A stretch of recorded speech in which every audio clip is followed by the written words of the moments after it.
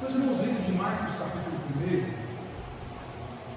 nós iniciamos na semana passada a série de estudos em livro de Marcos, onde pretenderemos ficar nos próximos meses para a gente poder aprender com este livro tão maravilhoso, narrando a história de Jesus Cristo, o Evangelho segundo Marcos, escrito por Marcos sobre o olhar do apóstolo Pedro, e assim aprender as lições fenomenais e fantásticas que esse livro nos oferece acerca do nosso Senhor.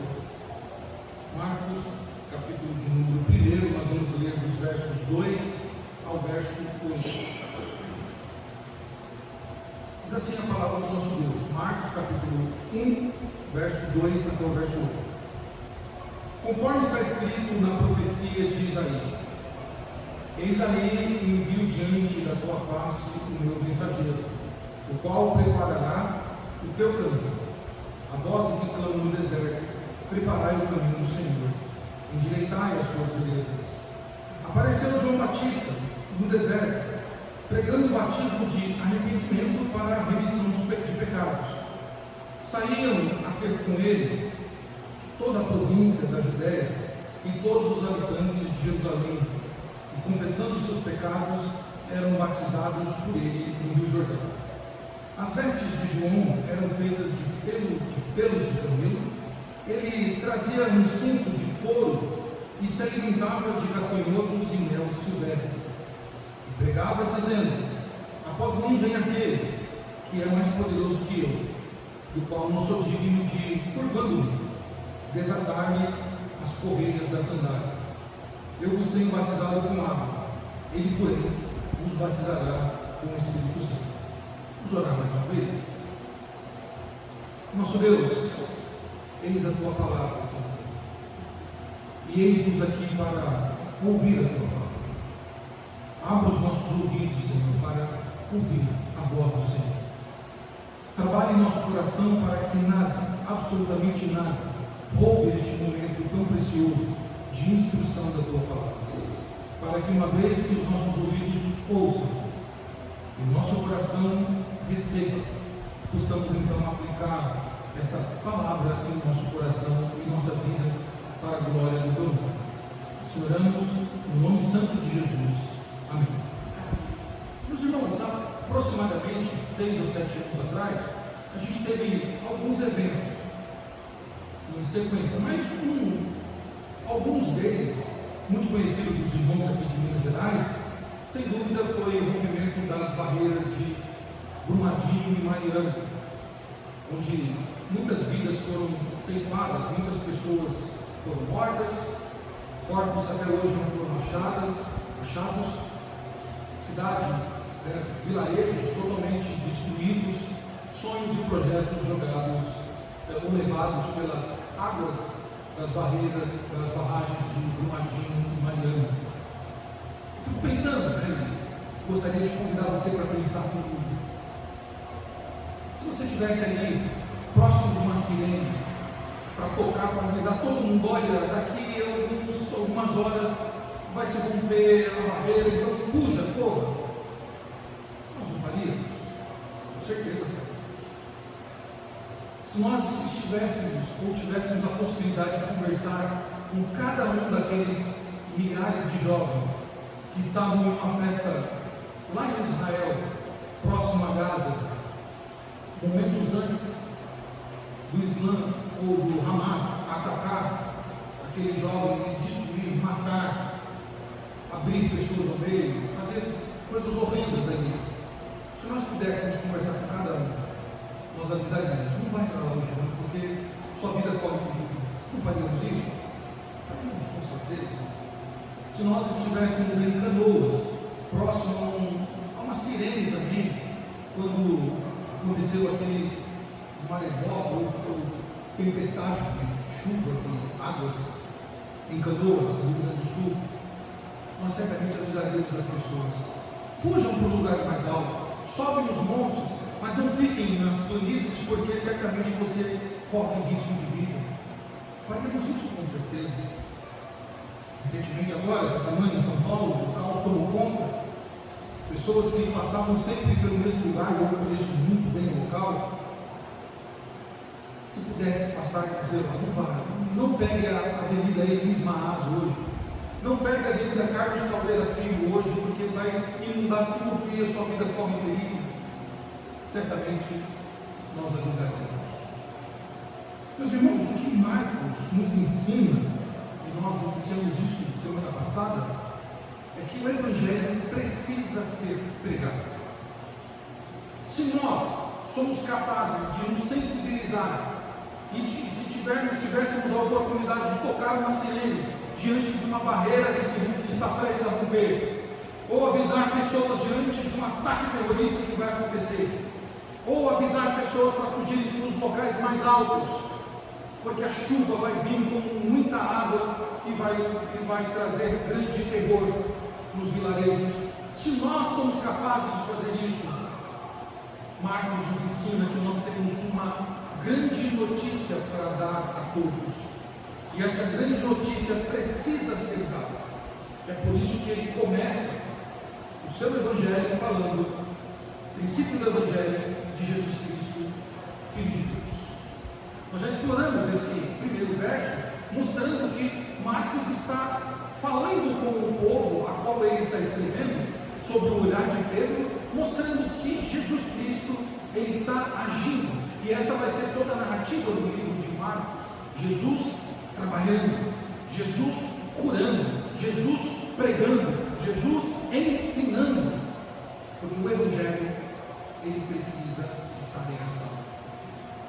E nós vamos aprender então, no livro de Marcos, depois de vermos ou observarmos que Marcos inicia falando primeiramente da origem, né, deste Evangelho, da natureza daquele que é a boa notícia. Na sequência do livro, então, Marcos, depois que ele apresentou o servo, Marcos agora menciona algo que talvez fuja à nossa lógica. Marcos agora vai trazer nos seus escritos algo que talvez, lendo, fuja à nossa lógica.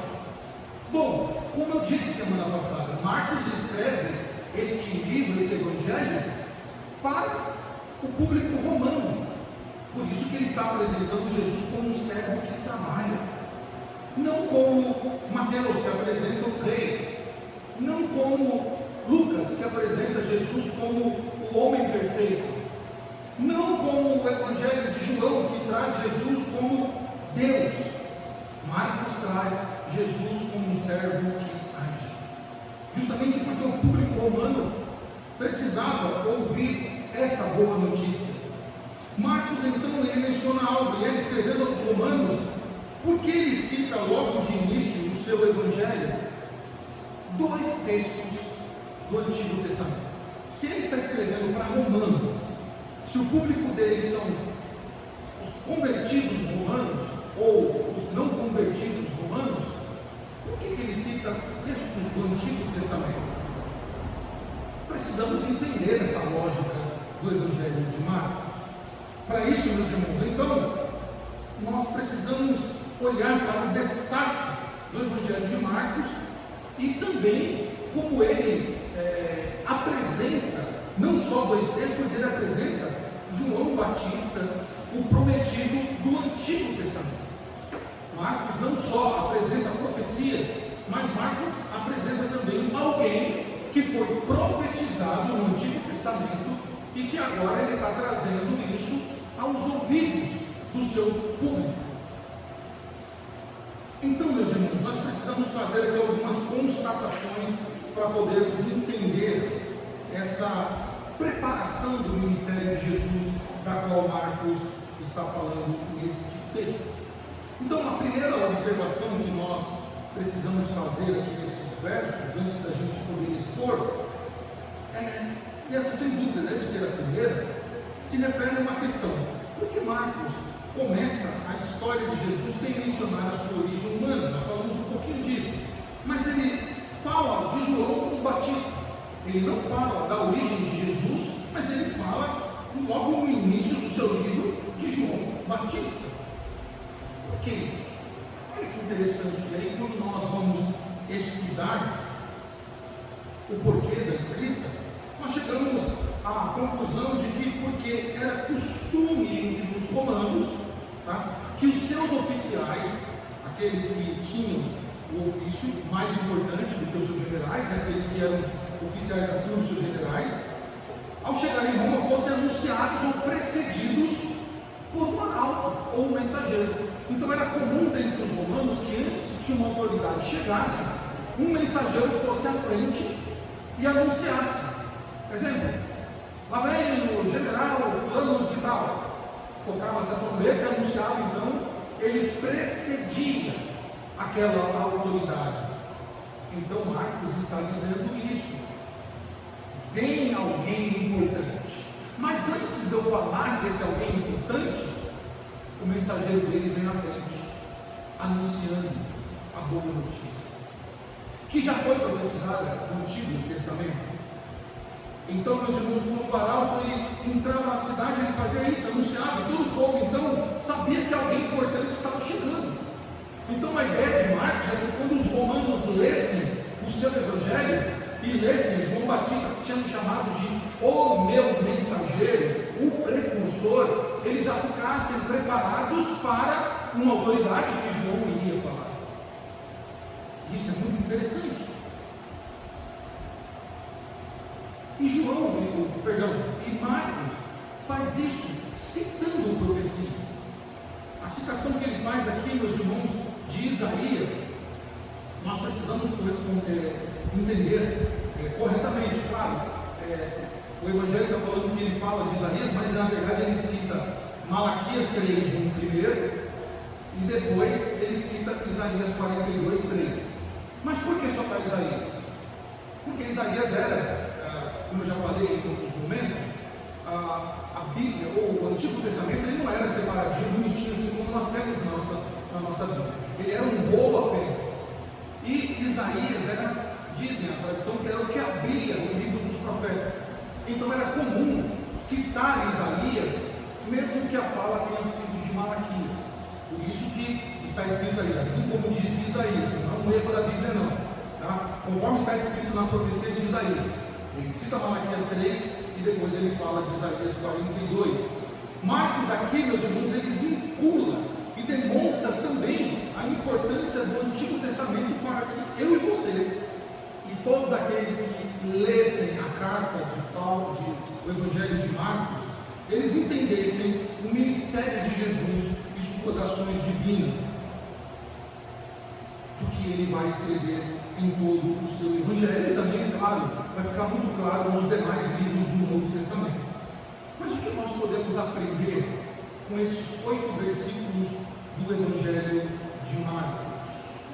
Primeiro, uma lição que nós podemos tirar, meus irmãos, está aí do verso 2 ao 4. Marcos, ele nos ensina que essa grande verdade, essa grande boa notícia, ela é anunciada através de mensageiros. Essa é a primeira lição. A boa nova do Evangelho, a grande verdade libertadora, o santo Evangelho, ele deve ser anunciado por mensageiros. Versos 2 a 4 diz isso, uma profecia dizendo, conforme está escrito no profeta Isaías, eis aí envio diante da face o meu mensageiro, o qual prepara o meu caminho. Vós que clamam no deserto, preparai o caminho do Senhor, endireitai as suas veredas. Apareceu João Batista no deserto, pregando o batismo de arrependimento para remissão de pecados. Meus irmãos, nesses versos, Marcos anuncia que a boa notícia, o Evangelho, ele viria através do anúncio de João o Batista. Tá? João o Batista, ele anunciaria, ele traria a mensagem de Jesus Cristo através da sua pregação. Esse mensageiro, João, ele havia sido profetizado, conforme nós lemos aqui, não só por Isaías, mas também por Malaquias, e claro, está inserido nos demais profetas. Mas irmãos, é muito interessante isso, porque Deus poderia ter escolhido outros meios. Deus poderia ter escolhido outra maneira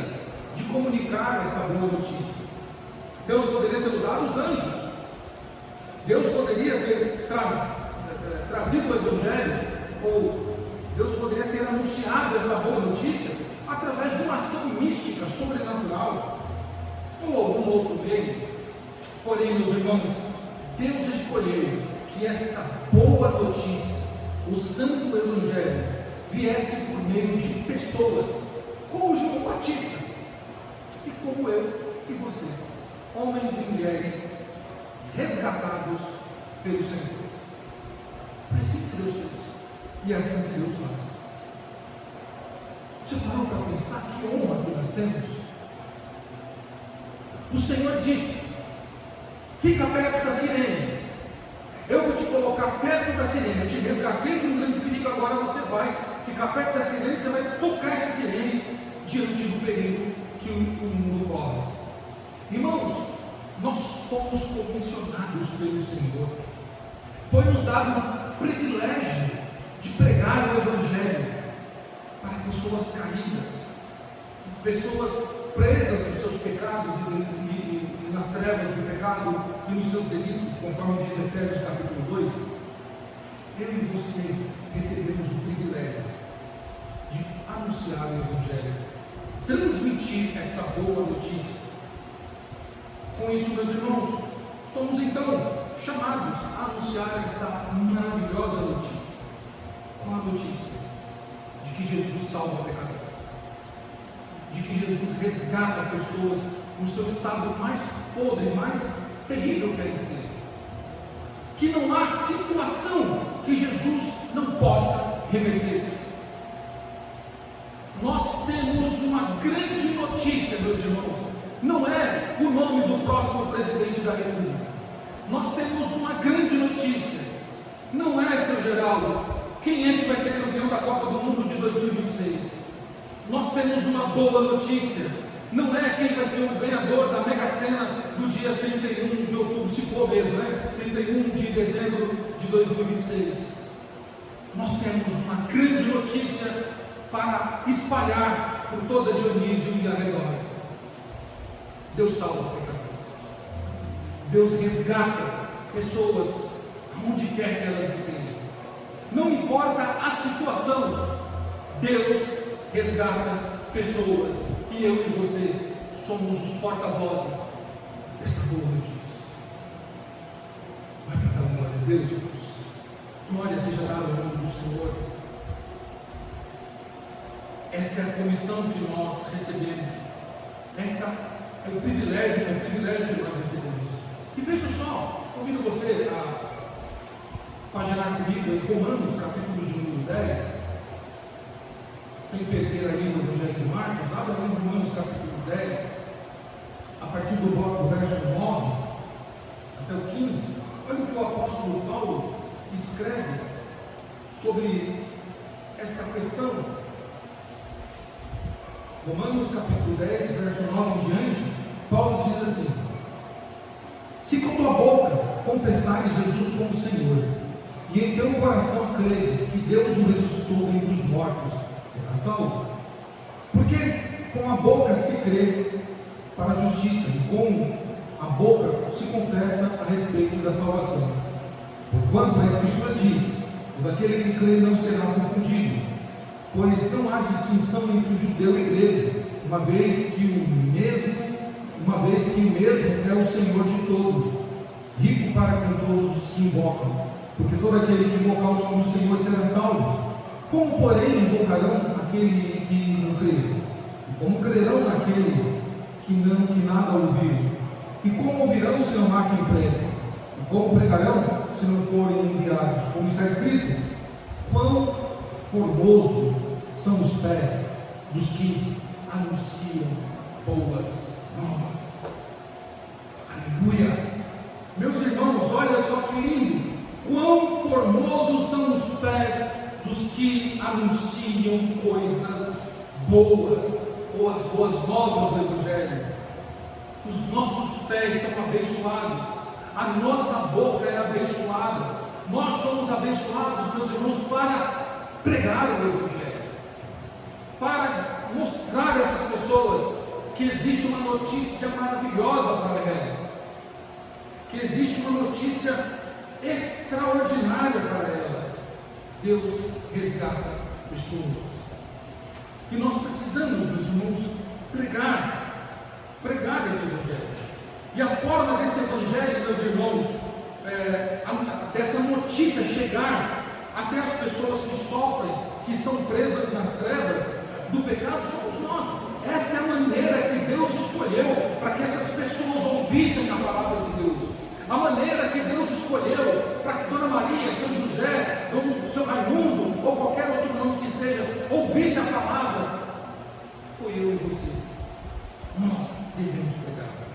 Francisco de Assis, bem conhecido, ele certa vez diz: pregue o Evangelho em todo o tempo. Se necessário, use palavras. Qual o sentido dessa frase de Francisco de Assis?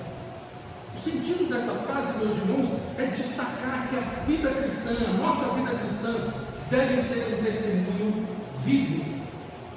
Testemunho vivo de quê? De modo que as nossas ações, a minha ação e a sua ação, reflita, e o Evangelho do Senhor, o Santo Evangelho, seja anunciado pela nossa vida e pelas palavras que nós falaremos às pessoas. Meus irmãos, precisamos pregar hoje, precisamos anunciar as boas novas do Reino, seja com a nossa vida, seja com a palavra que o Senhor colocará em nossa boca a partir da Bíblia Sagrada, a partir do Evangelho do Senhor. Essa foi a forma que Deus agiu, que Deus deu a este mundo. Essa foi a forma que Deus entendeu ser a melhor de anunciar a grande notícia. Homens e mulheres, resgatados pelo Santo Evangelho, agora vão e preguem a palavra. E esse texto, meus irmãos, de Marcos, vai nos ensinar também uma coisa muito importante. Vai nos ensinar que nós não podemos ser uma igreja em si mesmada. Essa palavra não existe, fica tranquilo, viu? Em si mesmada. O que é essa palavra que não existe? Significa que a igreja de Cristo, ela não pode ser uma igreja que vive para si mesma, em si mesma, em si mesmada, né? Ela não pode viver para si mesma. É claro que é muito interessante quando nós criamos eventos, e nós somos uma igreja que temos bastante eventos. Temos eventos de crianças, eventos para os jovens, eventos para os casais, eventos para as mulheres, eventos para os homens. Temos outros eventos para toda a comunidade. É muito bom isso, mas ela não pode viver somente de eventos para si mesma.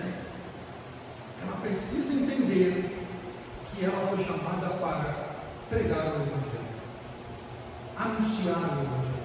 Ela foi chamada como alguém que anuncia o verdadeiro líder, o verdadeiro Salvador. Ela foi chamada para pregar o Evangelho. Nós não podemos, meus irmãos, assistir as pessoas caminhando para a destruição, para a ruína. Não podemos ver barreiras estourando. Não podemos ver criminosos se aproximando ou tempestades se aproximando e não fazer nada, cruzarmos os braços e dizer: estou protegido, a barreira não vai me alcançar. Estou protegido, os terroristas estão lá, não vão chegar aqui. Estou protegido, estou nos montes, as águas da chuva não vão me atingir. Meus irmãos, nós não podemos nos calar e deixar de tocar a sirene que Deus nos colocou para tocar. Nós estamos vendo pessoas indo para a ruína e precisamos gritar em alta voz, mostrar a elas que há um Deus que quer salvá-las, há um Deus que quer resgatá-las. Precisamos avisar os nossos jovens, os nossos adolescentes, que eles estão caminhando, eles estão num caminho de perigo, e se eles continuarem nesse caminho, eles vão perecer, e eles vão sofrer não um dia apenas, não algumas horas apenas, não algumas semanas apenas, eles vão sofrer eternamente. Nós precisamos avisar as pessoas, meus irmãos, o tempo está acabando, e nós precisamos avisar todos, para que todos ouçam a boa notícia do Evangelho, de que Deus resgata pessoas. Meus irmãos, Marcos narra que João, o Batista, conforme fora profetizado, ele pregava e convocava pecadores ao arrependimento. João chamava, convocava as pessoas dizendo: arrependei-vos e vos convertei-vos, para que os seus pecados sejam perdoados. Talvez, meus irmãos, este evangelho ele não seja muito aceito nos dias de hoje. Por quê? O que todo mundo gosta de ouvir quando entra numa igreja? Bênçãos. As pessoas gostam de entrar numa igreja e ouvir coisas boas, dizendo assim: olha, eu estou vendo hoje que Deus vai abençoar a sua vida. Estou vendo hoje uma bênção sobre você. E essa semana vai ter bênção sobre a sua vida. Olha, marca aí 7 dias e Deus vai trazer uma bênção para você. Estou vendo na sua vida um avião, passagens para o Caribe. Estou vendo prosperidade na sua vida. As pessoas gostam de ouvir isso. Mas nós não fomos chamados para isso, meus irmãos. Nós não fomos comissionados para enganar as pessoas. Nós somos chamados para alertá-las de que o mundo está caminhando para um precipício. Nós somos chamados para dizer para essas pessoas que aquilo que as escraviza, somente Cristo pode libertar. Somente Cristo pode dar alento à sua alma. Que elas não precisam se intoxicar nos remédios dessa vida, que elas não precisam se trancar nos seus quartos e sofrer de depressão, que elas não precisam colocar as suas esperanças em nenhum político corrupto, que elas não precisam trabalhar que nem condenadas para usufruir das bênçãos dessa vida, porque Jesus Cristo é o maior tesouro que ela pode ter, que Jesus Cristo é aquele que cura não só o seu corpo, mas a sua alma, que Jesus Cristo traz uma alegria que o mundo não pode dar. Eu e você temos essa mensagem, meus irmãos. Não nos calemos, sejamos uma voz que clama no deserto. Se todo mundo está pregando diferente, não entre neste caminho. Seja uma voz diferente, seja a voz que clama no deserto. A Bíblia fala de um João o Batista, não fala de vários João, sei lá se tem no plural, o Batistas, fala de um que clamava no deserto, e ele não era bem aceito, porque mais à frente nós vamos ver que João foi preso por causa da sua pregação, e ele morreu por causa da sua pregação. Herodes, que manda prender, diz assim, confessando: olha, ele não fala coisas boas ao meu respeito. Vejam só que alegria para João. Herodes testemunha: olha, ele não fala coisas boas ao meu respeito, só fala coisa ruim. Porque eu e você não fomos chamados para agradar ninguém. Nós somos chamados para cumprir a vontade do Pai. Anunciar que o Rei está voltando. Anunciar que o Salvador está vindo. E em breve Ele vai colocar as coisas no lugar. Meus irmãos, a segunda coisa que nós podemos aprender ainda nesses primeiros versos, no verso 4 e 5, é que a boa notícia, ela exige uma resposta correta. Veja só comigo, principalmente o verso de número 5, do Evangelho de Marcos, que já pulou aqui as paginazinhas. Marcos capítulo 1, verso 4. Veja só o que diz aí a palavra do Senhor. Verso 5, perdão. 1,5. Saíram a ter com ele a toda a província da Judéia e todos os habitantes de Jerusalém, e confessando os seus pecados, eram batizados por ele no Jordão. Veja que interessante, João pregava, né? O ministério de João Batista, meus irmãos, foi um ministério florido, foi um ministério rico, embora ele foi preso por causa da sua pregação e foi morto por causa do teor do evangelho que ele pregava. Mas vejam só, qual era a mensagem central de João Batista? Batismo para arrependimento de perdão de pecados. O centro a mensagem central de João era: se arrependam dos seus pecados e se batizem. Se batizem. Qual era a ênfase de João na sua pregação? Não era ritualística, não era apenas jogar uma água sobre a cabeça ou entrar dentro de uma piscina e ser batizado. A ênfase de João era: antes de você cumprir o rito, mude o seu coração. João pregava sobre o arrependimento. O que é arrependimento? Arrependimento, ele vem da palavra grega metanoia, mudança de atitude, mudança de mente. É aquilo que a Bíblia diz: aquele que roubava, não roube mais; aquele que mentia, não minta mais. Então, arrependimento é quando eu e você, convencidos pela palavra, deixamos as práticas velhas e não as cometemos mais. Isso é arrependimento. Qualquer outra coisa não é arrependimento. Se você não deixou as velhas práticas, isso é um indício fortíssimo de que você não se arrependeu daquilo que te afasta do Senhor. Então, a mensagem central de João: batismo com arrependimento do perdão do pecado. O centro da sua pregação: mudança de coração. E João, então, podemos aplicar ao seu ministério que o arrependimento, meus irmãos, ele é a porta de entrada para a comunhão com Deus. Se eu fosse perguntar, não vou perguntar, tá? Quem quer ter uma comunhão com Deus? As mãozinhas todas se levantariam, mas eu não estou perguntando, tá? Então só imagina. Quem é que não quer ter comunhão com Deus? Todos.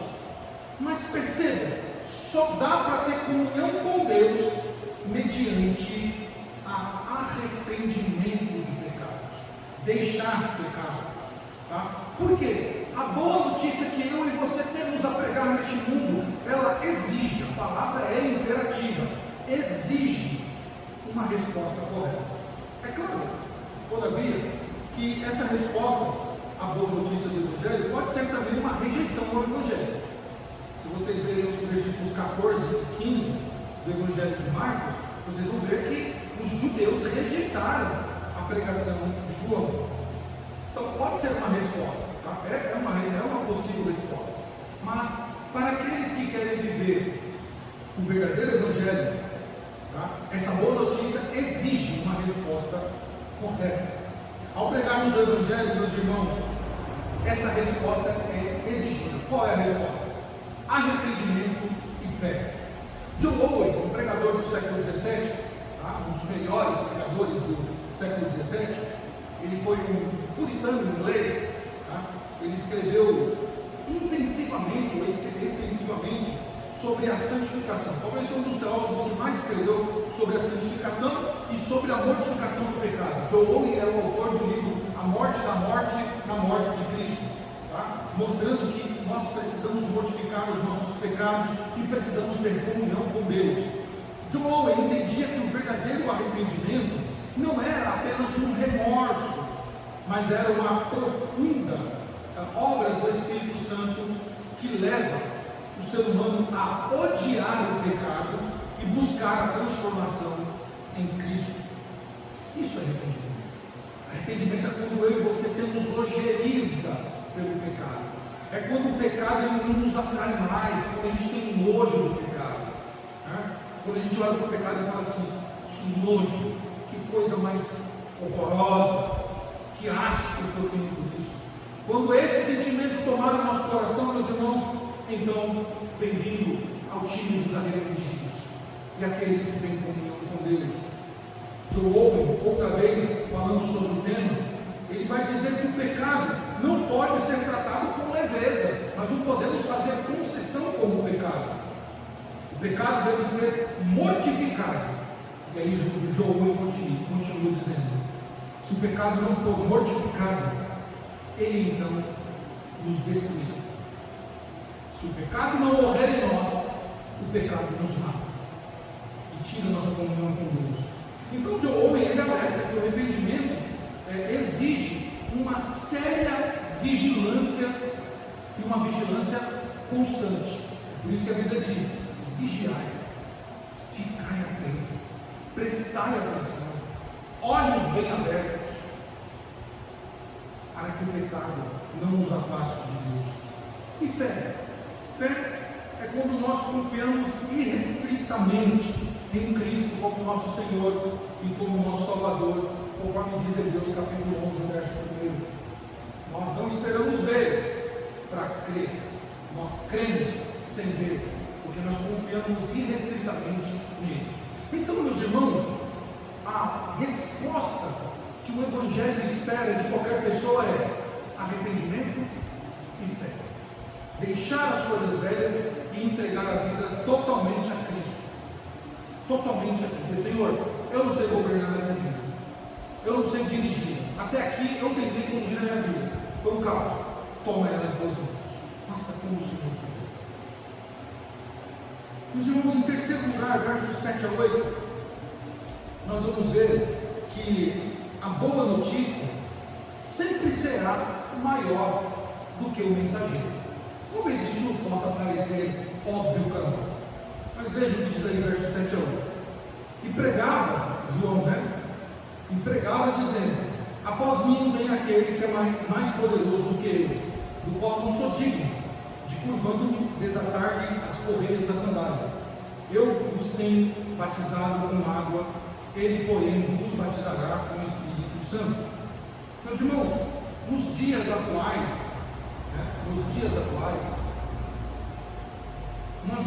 nós temos visto muitos homens e mulheres querendo ser maior do que a boa notícia. Então você deve ter ouvido, ou vai ouvir, pessoas dizendo assim: vem aqui e eu vou orar e você vai ficar curado. Vem aqui e a sua pobreza vai acabar, porque eu vou orar e você vai espantar essa miséria. Vem aqui, porque eu vou dar um jeito na sua vida. E as pessoas então se colocam em maior destaque do que a mensagem.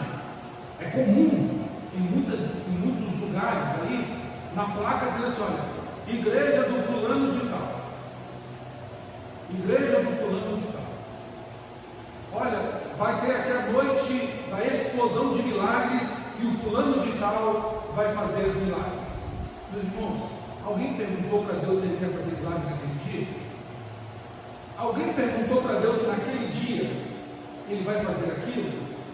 Então nós observamos que tem muita gente querendo ser maior do que a mensagem e do que o objeto principal da mensagem, que é o Senhor. João pregava o sermão, pregava os seus sermões eram duros. João tinha uma fama muito grande naqueles tempos, em toda a Judéia e Jerusalém. Porém, João nunca se colocou acima da mensagem. João nunca se colocou acima do objeto principal da mensagem, porque João sabia, meus irmãos, de que ele era apenas uma voz que clama no deserto, porque ele estava apenas anunciando aquele que viria após ele, que é muito mais poderoso do que ele, que não iria batizar com água, que está aqui e daqui a pouco some. Ele traria um batismo específico e muito mais poderoso para a vida do seu povo. Meus irmãos, é uma pena que vivemos em uma época onde muitos trazem os outros para si e se colocam como deuses. Isaías 42, lido na nossa liturgia, verso 8 diz: eu sou Deus e a minha glória eu não divido com outro. O Senhor não divide a sua glória com ninguém. O Senhor não divide o seu espaço com ninguém.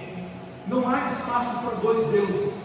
Não há espaço para dois senhores. O próprio Senhor Jesus, ensinando os seus discípulos, ele disse: ou as pessoas adoram a Deus ou adoram a Mamon. Não se pode servir a dois senhores. Por isso, meus irmãos, fuja de todo aquele que se coloca acima da mensagem. Quem é o Samuel? É apenas o Samuel. Quem é o reverendo Hernandes? É apenas o reverendo Hernandes. Quem é o reverendo Augusto? Homem de Deus, assim como o reverendo Hernandes, mas é apenas o reverendo Augusto. Eles não são maiores do que a mensagem. Eles são os mensageiros que anunciam o verdadeiro rei e trazem o verdadeiro evangelho da boa notícia que o mundo precisa ouvir. A Bíblia nos ensina, meus irmãos, que João o Batista, o que ele ensinava? João olhava para os escritos. João não queria ser maior do que o evangelho. E por isso que João sempre dizia, se você for ver no capítulo 3 do Evangelho de João, verso 30, João anunciava dizendo assim, que ele cresça e ele diminua.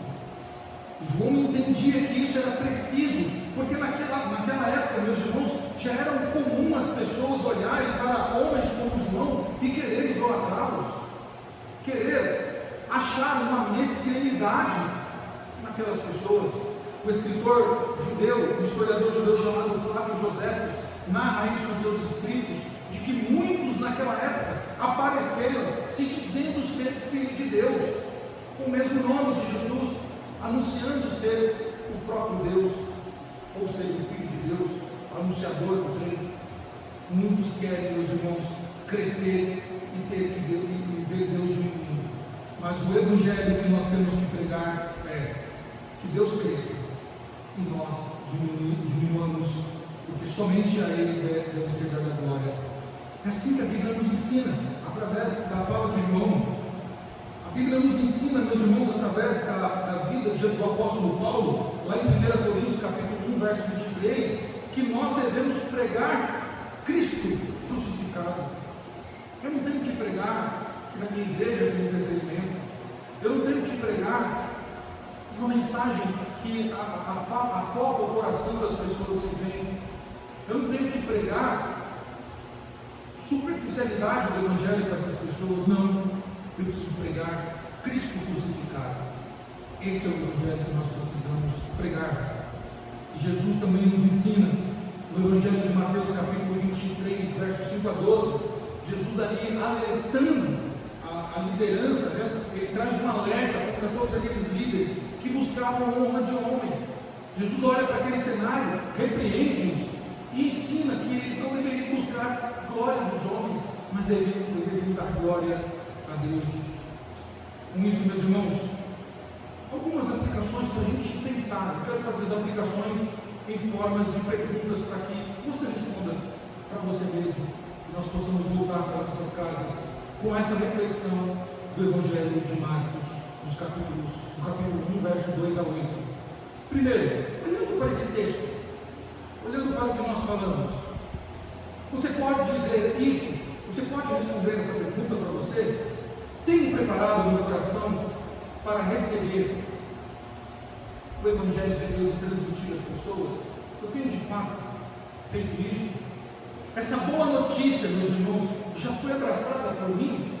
Talvez seja uma pergunta até, dizendo assim, claro que foi, eu estou fazendo o que aqui nessa noite? Eu sou crente, membro da igreja presbiteriana em Dionísio, eu sou crente, eu estou no hall de membros. Meus irmãos, não foi essa a pergunta. A pergunta é, você preparou o seu coração para receber a direção de Deus?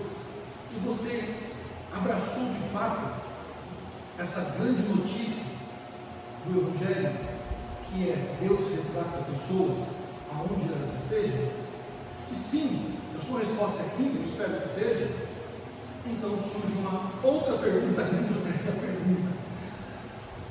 Você já se arrependeu dos seus pecados? Você já se arrependeu dos seus pecados? Vejam, meus irmãos, às vezes uma pergunta simples, ela não vem com uma resposta simples, mas ela vem com uma outra pergunta difícil de responder. Se eu já abracei o Evangelho de Jesus Cristo, então de fato eu me arrependi dos meus pecados, ou eu estou fazendo número em uma igreja evangélica? Ou porque eu gosto de alguma pessoa nessa igreja? Ou eu acho bonito ser evangélico presbiteriano? Medite nisso. Pergunte-se também, pergunte para você. O arrependimento é uma prática constante em sua vida? Você tem essa constância de se arrepender daquilo que o Evangelho chama de pecado? Se sim, glória a Deus. Se não, reveja de novo a sua fé. E por fim, meus irmãos, você tem entendido, você entende a partir do Evangelho de Marcos, daquilo que nós falamos, você entende a urgência de pregarmos as boas novas às outras pessoas? Você entende que isso é urgente? Se sim, tá? Então, não usa obra. Não usa obra. Você não pode viver o Evangelho para você, não. Se você entende a urgência de pregar as boas novas para toda a cidade de Dionísio, para os arredores de Dionísio, então, se você entende isso de fato, meus irmãos, então você não tem o direito de permanecer com sua boca calada. Não tem direito. Ah, Samuel, mas se eu falar desse Evangelho, as pessoas vão virar a cara para mim. Que virem. Ah, mas se eu falar desse Evangelho, eu vou perder amigos. Que perca amigos. Ah, se eu falar desse Evangelho, eu vou ser uma pessoa mal vista na cidade. Que seja. É melhor agradar a Deus do que agradar o mundo. Mas você e eu só faremos isso, meus irmãos, se nós entendermos a urgência de pregarmos a grande notícia. Qual é a grande notícia? Deus resgata pessoas aonde quer que elas estejam. Por isso, concluo essa mensagem reflexiva, citando o apóstolo Paulo, na sua primeira carta aos Coríntios, capítulo 9, versículo 16. Paulo diz assim: pois, se anuncio o Evangelho, não tenho do que me gloriar, porque me é imposta essa obrigação. Não é isso? Termina aqui, né? Não, o versículo não termina. Paulo conclui: ai de mim, se não anunciar o Evangelho.